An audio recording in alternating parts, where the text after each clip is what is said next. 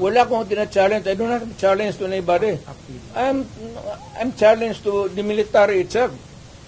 The whole of the military, kasi sila ang supposed to be protector of the Constitution. Now tell me, kung protector sila ng Constitution, are they willing to still protect the president who is a drug addict for another 4 years? At kung sabihin mo hindi nila alam, address, sabihin ko, wag tayo magbulahan.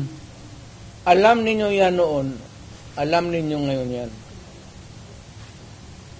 Sabihin lang ninyo, kaya kung gano'n na lang, sabihin ko sa lahat ng mga bata dito sa Pilipinas, guys, follow the president, start smoking marijuana and graduate sa Cebu. Yung presidente, gano'n. The best example is gano'n. But people are looking up to you as a patriot and nationalist. Hindi nga, people looking at me because that president is silent. Kita mo lang siyang ginawa. Dapat at first stage pa ng laalitan, sandali. Hindi naman dumaan estudyante yan eh. Yan si Sulaika,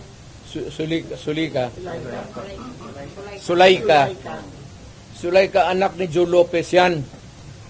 Sigma Rowan. So marami yan siyang dyan. But people are saying, pag muin mo si Tatay Digong, alkaning tanan. So how do you react to all this? Ayaw ko kasi presidente ako. Once upon a time, I was president. Now, I could just imagine what will happen to my country if things go awry. Ganyan na.